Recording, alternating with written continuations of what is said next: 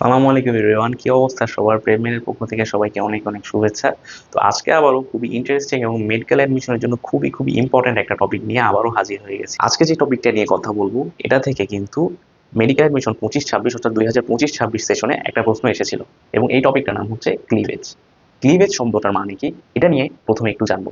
তো প্রসঙ্গত একটা জিনিস বলে রাখি, সেটা হচ্ছে আমি সবসময় বায়োলজিতে ওয়ার্ড বা শব্দ ভেঙে ভেঙে পড়তে ভালোবাসি, কারণ এটার মাধ্যমে খুব ইজিলি অনেক বেশি মনে রাখা যায়।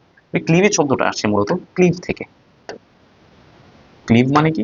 ক্লিভ মানে হচ্ছে ভাগ হওয়া, বা সোজা কথায় আমরা যদি বায়োলজিক্যালি বলি তাহলে বিভাজন।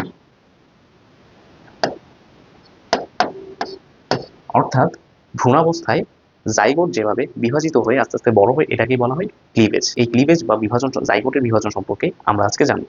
তো এই জাইগোটটা আসলে কিভাবে কিভাবে বিভাজিত হয়, অর্থাৎ তার কি কি তলে বিভাজিত হয়, এই শ্রেণীবিন্যাসটাই আমাদের মূলত এখান থেকে জানতে হবে। তো ধরো এটা হচ্ছে একটা জাইগোট।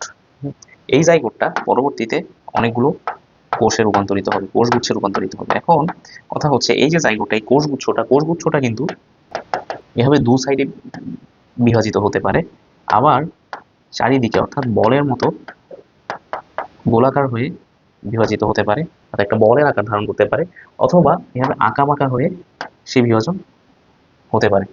তো তাহলে দু সাইডে যে বিভাজনটা হয় এটাকে বলা হয় দ্বিপার্শ্বীয় ক্লিভেজ, যেহেতু দুই পাশে হচ্ছে। আবার চারিদিকে বলের মতো যেটা হয় সেটাকে বলা হয় অরীয় ক্লিভেজ। আর যদি আঁকা বাঁকা করে সাপের মতো করে করে এভাবে এভাবে যায়, সেক্ষেত্রে ওটাকে কি বলা হয়? সেটাকে বলা হয় সর্পিল ক্লিভেজ, সাপের মতো ক্লিভেজ। এটা হচ্ছে সর্পিল ক্লিভেজ। এটা হচ্ছে দুই পাশে, আর এটা হচ্ছে বল। এরপর যদি আমরা আসি এই যে ভ্রূণের পরিণতির উপর ভিত্তি করে ক্লিভেজ কিরকম, নির্ধারিত এবং অনির্ধারিত, এটা একেবারেই সিম্পল। যদি যে যে কোষগুলো আসবে এগুলো পরিণতিটা নির্দিষ্ট থাকে সেটাকে বলা হয় নির্ধারিত ক্লিভেজ, যদি নির্ধারিত না থাকে তখন সেটাকে বলা হয় অনির্ধারিত ক্লিভেজ। এটা খুব বেশি গুরুত্বপূর্ণ না। আমাদের জন্য গুরুত্বপূর্ণ হচ্ছে এই যে অরীয় ক্লিভেজ, অর্থাৎ বলের মতো গোলাকারে চারিদিকে যে ক্লিভেজটা হয়, এটা কাদের হয়? এটা হচ্ছে মূলত আর্থ্রোপোডা পর্বের প্রাণী যারা রয়েছে, তেলাপোকা, ঘাসফড়িং, এদের সবাই কিন্তু এই অরীয় ক্লিভেজটা হয়। এটা আমাদের অবশ্যই মনে রাখতে হবে। দেন আসছে দ্বিপার্শ্বীয় ক্লিভেজ, দুপাশে যাদের হয়। এটার মধ্যে রয়েছে অডাটা এবং একাইনোডার্মাটা। এটা এনেলিডা হবে না, এটা হবে একাইনোডার্মাটা।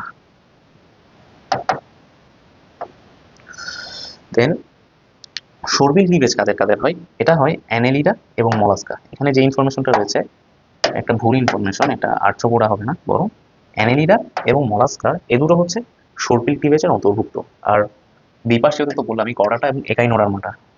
এই যে এটা হচ্ছে, এই তো এটা ঠিক মতো দিয়েছে, এটা হচ্ছে আমাদের দ্বিপার্শ্বীয় ক্লিভেজের উদাহরণ। আর সর্বিল ক্লিভেজের মধ্যে এই উদাহরণটা প্রযোজ্য। তো আজকের ভিডিওটা এই পর্যন্তই। পরবর্তী ভিডিওতে আবারও তোমাদের সাথে দেখা হচ্ছে। ততক্ষণ পর্যন্ত সবাই সুস্থ থাকো, ভালো থাকো এবং প্রেমের সাথে থাকো।